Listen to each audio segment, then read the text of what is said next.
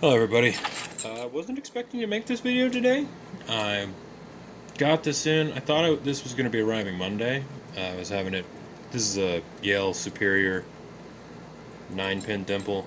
I thought it'd be arriving Monday-ish, but it came in early, and I guess I underestimated my dimple picking skills because I thought this would take me a while to get. It's a purple belt,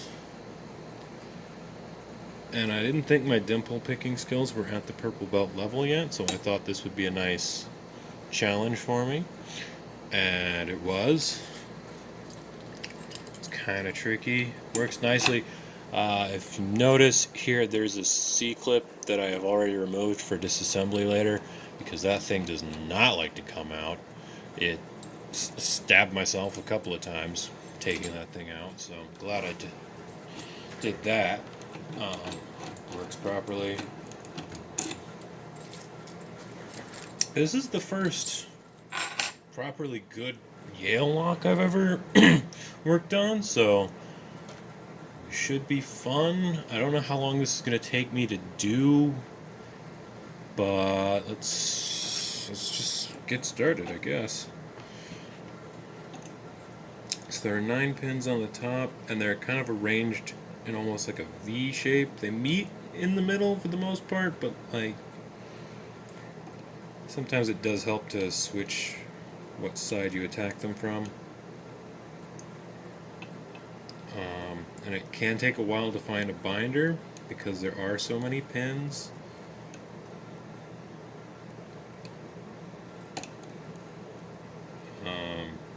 So you got to be patient with this one. As far as I can tell, there aren't really any security pins, maybe some serrated pins, but there are no spools as far as I can tell, at least none that engage. I haven't gutted this lock more so than just to like I took the core out with a follower just to make sure I could, but I haven't actually looked at the pins yet because I wanted to save my surprise for the video.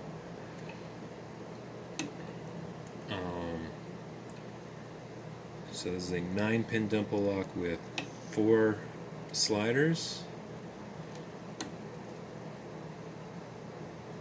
And you can pretty easily tell when you're on the slider mechanism because it will go into a nice false set, and the sliders will force some counter rotation when you let off pressure. Like it's not doing that right now. If you just let off the pressure a little bit, it will counter rotate because from the springs in the sidebar. Which it is not doing yet.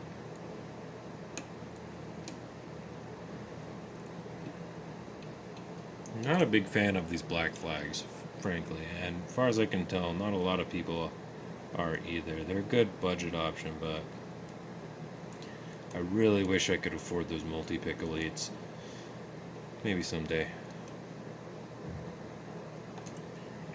But when it comes down to it, would I rather have $150 worth of dimple picks or $150 worth of dimple locks? And the answer is, I'd rather have the $150 worth of dimple locks. So, let's see.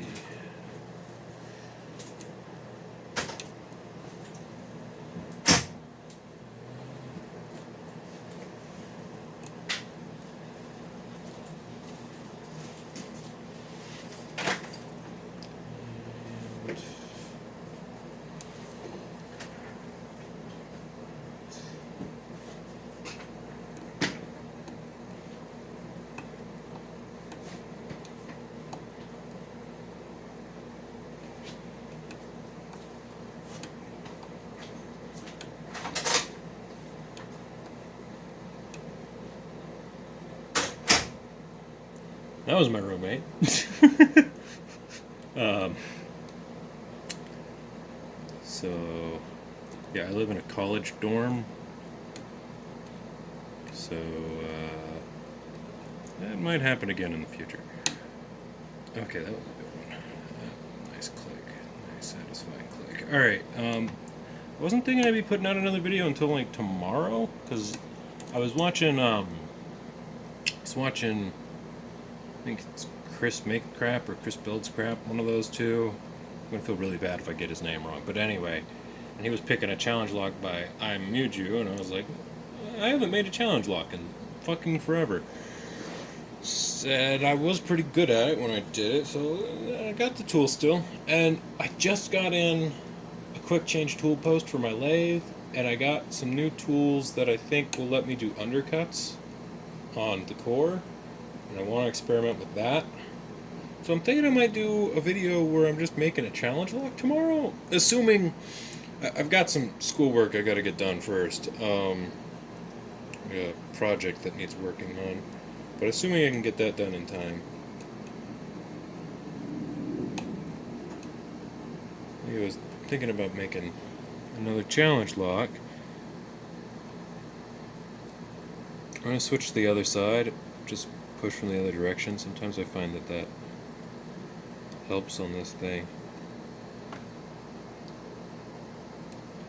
Oh, okay, I had something overset, and I just let off pressure and it dropped down. And now you can see that it's a little bit wiggly. So now I'm on the sidebar. Sidebar I'm still not super great at picking. Usually I'll go after it with a short hook. I'm going to see if I can get it with a dimple pick. Oh, that is...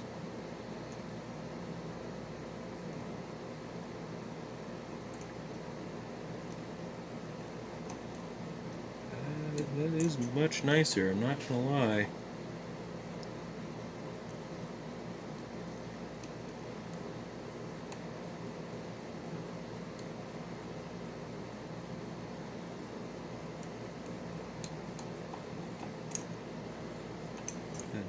Dropped it to a deeper falset.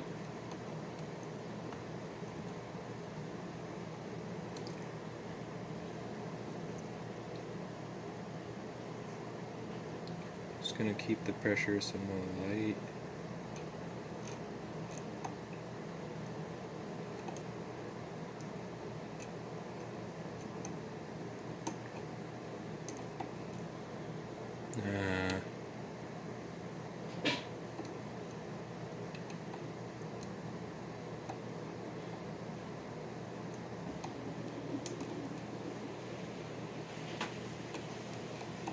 I was supposed to get a challenge lock from someone else recently. I sent some to a guy in Germany, but unfortunately the lock he sent me I think got stuck in customs or something because it has not arrived yet. And that's very sad because it was going to be based on an Avis and I was looking forward to it, but happens, you know, international shipping is not always perfect. Alright, I'm going to try a short hook. I think I got something that's a little bit deeper than that pick will reach. Oh, yeah, there we go. Even deeper falset, just touched another one.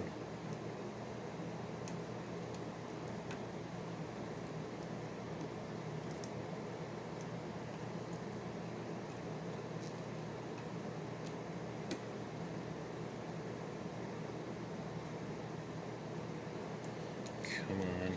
There's only 4 of these, but I'm not very good at sliders. I don't have a lot of practice on them, so... Yeah, this might be the longest pick on my channel, actually. But I will get this open. Aha! There we go. It's the slider in the back. I think that one's a really high cut. Let me look at the key. Yeah, no? Yeah, kinda. I don't know. That's the key. So, make of that what you will. Alright, like I said,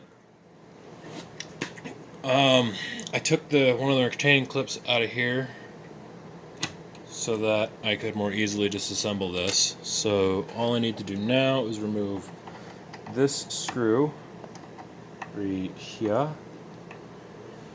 And I've practiced taking this thing apart, but I've never actually looked at the pins. So we'll see what's in here. It didn't feel like it was like anything super crazy. I don't think I felt any spools, at least none that engaged. I don't think I felt... there might be some serrated pins, I don't know. Okay. This little pellet thing goes in there, falls out. Also the turning rod. Alright. Scooch this back. Alright.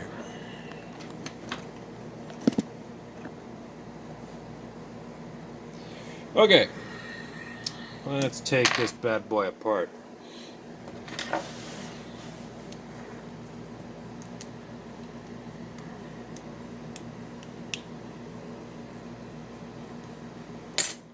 I love that tool. One of the best things that Sparrows actually makes. Not a big fan of a lot of their picks, but this tool, so helpful. Okay, now I believe that's all I need, so I just take this set of keys, rotate it slightly. There is a sidebar, it's on the bottom. You can tell because if you look in the back, there's like a I don't know if you can see that, but there's like a little bit of a divot at the bottom, so that's where the sidebar goes. So if you're taking apart a lock and you don't know, you know it has a sidebar, but you're not sure exactly where, that can usually help. So we're just going to turn that. I'm going to turn it so that the sidebar is on the back where my index finger is. This lock does not need shimming. The groove is small enough that nothing will fall in. So all you gotta do is just slide it right through, and it's pretty easy after that. Alright, I'm gonna put my finger over those pins and I'm gonna let go of this sidebar. Set it right there, pretty standard looking thing. Get the springs out so that I do not lose them. So these little guys, I dropped a spring that's about the size of these once. It took me, I searched the ground for like 4 hours before I found it.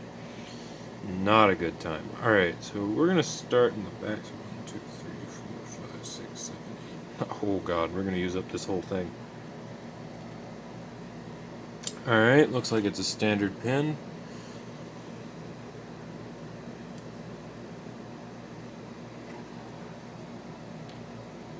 Another standard one. You'll notice that it's got like a little cap at the top.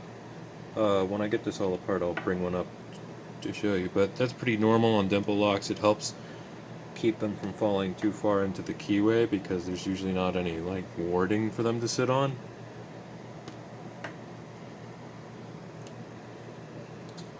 Yeah, I'm not seeing... Actually, there's a little bit of a lip there. So I think these are maybe slightly serrated or spooled to keep... if you did like an overset, it would keep it from falling back down, but I've overset them a couple of times and it really didn't seem to do much. I'm not sure though, that might not be intentional. Alright. Whew, that's a lot of pins though. I have a 10-pin dimple lock, a Chinese one. I haven't SPP'd it yet, but it rakes open super easy, so yeah. Alright, now all that's left are these sliders, which I believe are held in by the key, as most sliders frequently are. We're going to set slider number 4.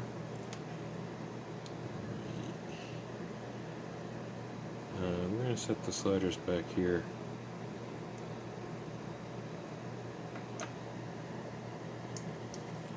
Right.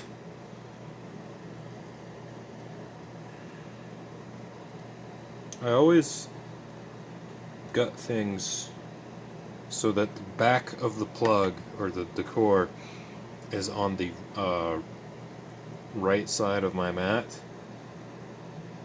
You could do it the other way. It's more about just keeping it consistent.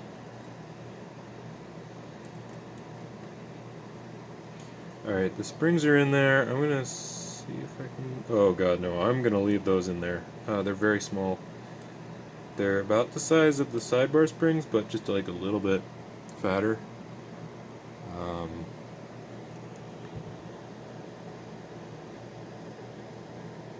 So yeah, that's the spring for the sliders.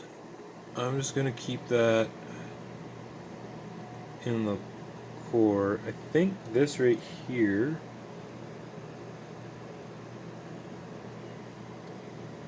Or you know what? Can I get them out? Yeah, okay, all four of them came out. I'll just keep that there for right now. Alright, and I believe you can see there's a groove cut in it. That's an anti-snap. Focus. Down. It's an anti-snap feature, so it's designed to break along that groove. And I believe that at the front, I suspect that is an anti-drill plate. It appears to go through the whole thing. But other than that, no crazy witchcraft. This is where the sidebar sits, supported by two little springs. Sliders are there, and this is where all the pins are. They're like arranged in a V pattern, like in a V8 engine kind of almost. So that they can cram more of them in a smaller amount of space. So, somewhat interesting core. All of the driver pins appear to be the same. They are slightly fatter at the top.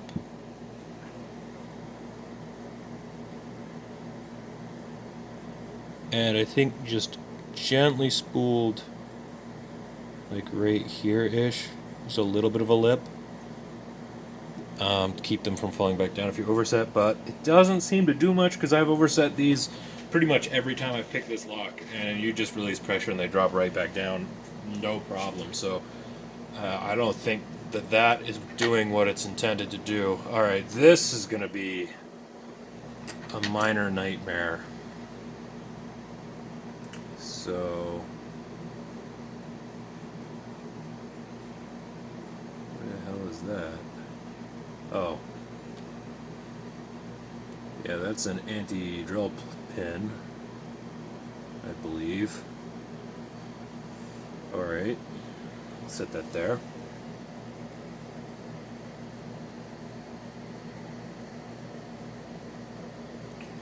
And... okay. We've got a barrel spool. Alright, so it was spooled, I just didn't notice. And then a standard in chamber 2. And a standard in chamber 3. Standard in 4. Yeah, I was going to say, I didn't really notice much in the way of security pins. Standard in 5, so I think standard in 6, standard in 7, standard in 8,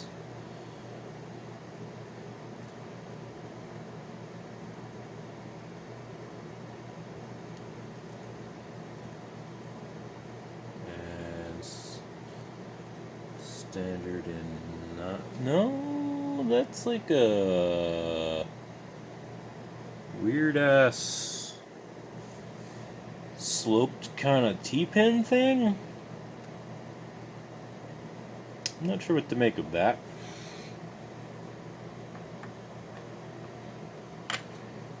And I suspect all the springs are the same, but oh god. Yep, and they're small.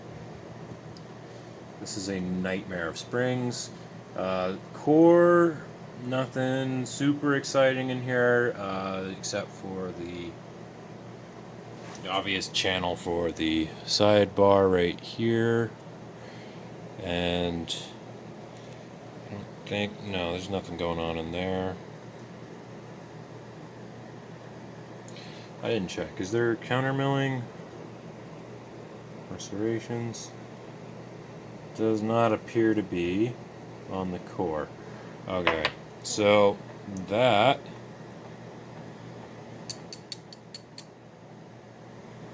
I think that's all the springs. Is that I'm not going to pick this up because there are too many little springs. So what I'm going to do is I'm going to bring the camera closer to it.